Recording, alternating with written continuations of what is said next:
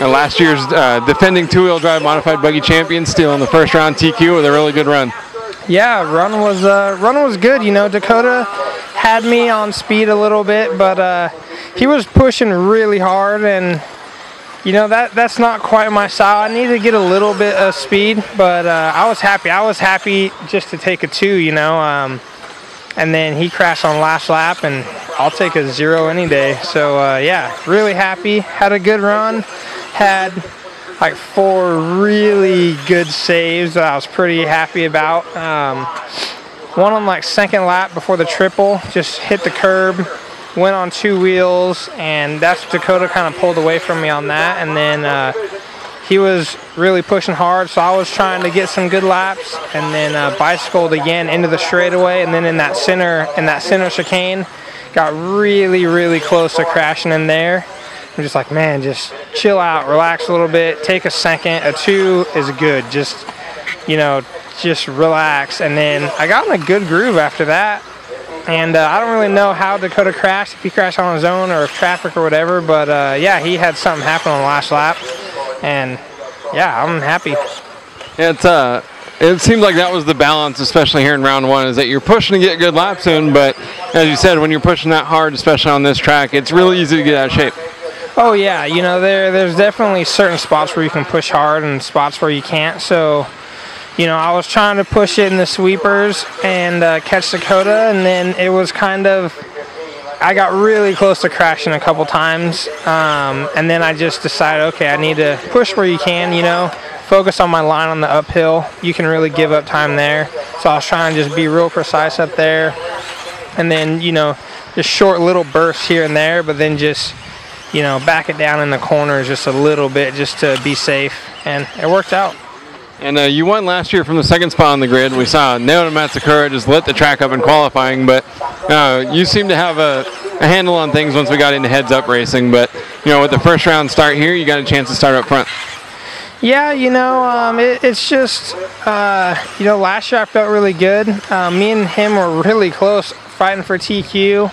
And he ended up edging me out. And then, yeah, in the mains, it's just, you know, who can just keep it rubber side down. You know, the sugar is really tough to race on. And it was the same thing kind of like at the Worlds. You know, you just have to, whoever can stay calm up there and just drive around the track pretty much. So, yeah, first round I'm happy, and we're very far from over. So, you know, still want to make the car a little bit better. Felt like it was a little soft. I think that's why I was having problems into the straightaway and those fast sweeping corners. So gonna sit for my car for the next one and hopefully just keep driving good. You know, that's key on these types of tracks, is just driving good, being precise, having confidence, and so far a good start. When you get up on 2 wheels like that, you have to make a really, you know, crazy save just to keep the car on 4 wheels. You know, I'm sure your heart rate comes up a little bit, and it's gotta be tough to take a breath and get back in the groove. Yeah, it is tough, you know. Yeah, you get real excited, and then you have to just, you know, try to calm back down, just get back in your groove, you know, try to just zone all that stuff out. But yeah, I was happy I was able to, you know, talk to myself in my mind and, you know, calm myself down after almost throwing it away a couple times. So yeah, just need to keep doing it, keep having fun, and trying to drive good. Well, you're off to a good start. Good luck. Cool. Thank you, guys.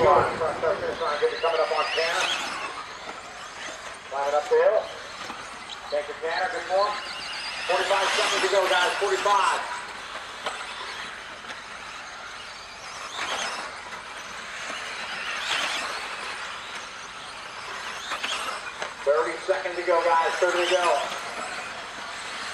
Jared Tebo, Maifield, followed by Fisher, Evans, Rich, and Newman, Cavalier, Danny, and Neumann.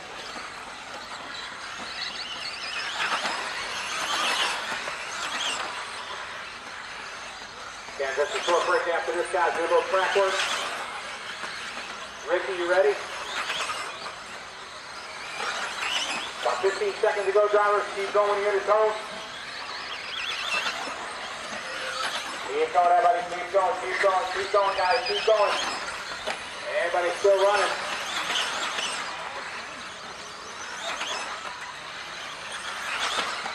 Dakota crashing on the last lap here, trying to hold it together.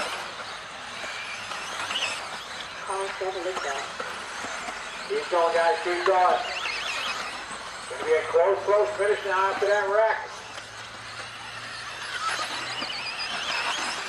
Waiting for Maifield and Neumann. That is time. Winning that on the last lap at a 14.5, 19.6 of a second.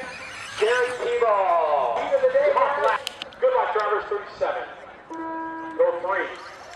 1, 2, 6, 8, 10, 7, 9, 4, 5. Go 5, go. Alright, good luck everybody. Here we go. 37 on the Wrapping up here day one of the 28th annual Cactus Classic with the sun setting over SRS Speedway here. And we saw the first 14-lap run in two-wheel modified from Ryan Maifield, TQ in round number 2. Yeah, it went pretty good. Started off a little rough. We've been changing the car, kind of hunting with a new car, new speed control. You just kind of you got to play and you got to fight through the pain of new stuff. But luckily, I have really good team behind me that supports me in all my questions and decision making and all that kind of stuff. So we made a few really extreme changes for that last round, and it really paid off. Got the drivability where I needed it for my car.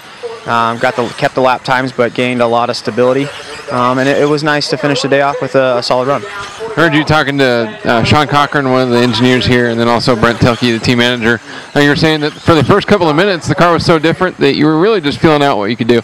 Yeah, when you change the car, especially on these such high-speed tracks, it's so precise to drive on, and you change the car a bunch, you just don't really know what you have, so you just kind of baby it and get to know your car again. And you can lose the race in the first 2 minutes, but you can't win it. So you just got to keep going in the right direction, keep it on all 4 wheels, and that's what I did. And at the end, luckily, some of the guys that were leading the race, like Dakota, he had a couple crashes, but I was gaining time, I was getting more confidence, and at the end, I just kept it on all 4 and I got a good TQ for us. And last year, Team Associated was the only manufacturer here that didn't have the ability to run a mid-motor buggy.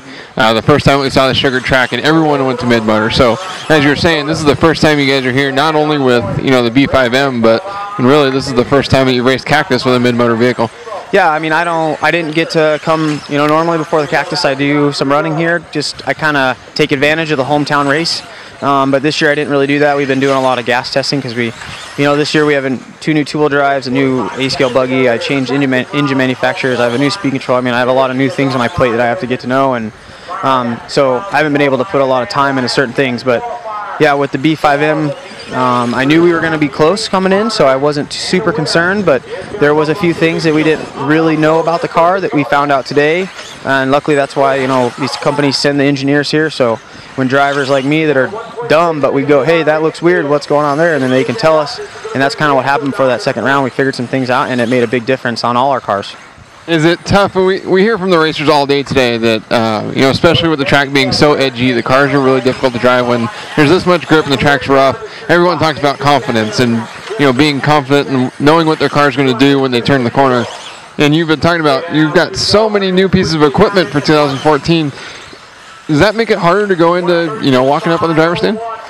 It does initially, but, I've tried to position myself the best I possibly can luckily I've been able to keep the companies and gain companies behind me that I trust and I know can supply me with the best possible equipment out there, at least equal to what somebody else has. So as far as the trust factor, I trust these people and I have full confidence in them that if we work together, we can figure out the best for me.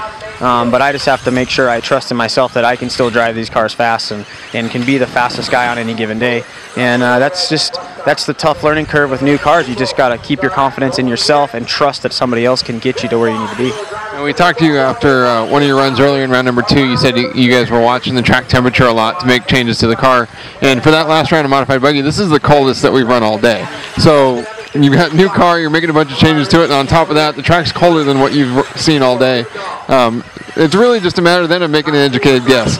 Yeah, and then that comes back to, you know, the confidence in your equipment and knowing what you have, and that's what makes it tough to come into the a round, like you said, with the track so different. But I also changed my car, but luckily we made educated changes, and we knew what we were changing and knew why, and luckily sometimes theories don't always pan out, but that time it panned out. And the track always has a ton of grip. It doesn't matter if it's 70 degrees or 105 degrees, like I said earlier, but all it does is you just got to figure out what tire is going to be the smoothest on the front of the car. And so that time I ran J Concepts, the new dirt web, and the car was smooth, and I could use the full wheel, and the thing was fast at the same time. And now that you've got some really good points on day 1 here, which we know is always important, just to get 1 or 2 good runs in, and so you can go into Saturday. How aggressive then are you moving into tomorrow's 3rd and 4th rounds of qualifying?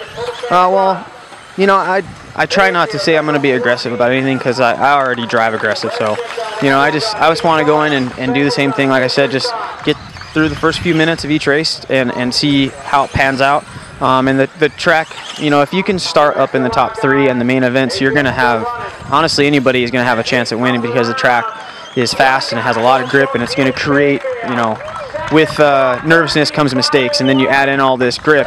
So you never know what's going to happen on main day. So that's my goal, is just to make sure I try to start up towards the front, try to back up that TQ with something good to stay up towards the front, and we'll just see how it works. Well, you got off to a great start today. Congratulations, and good luck tomorrow. Thanks, guys.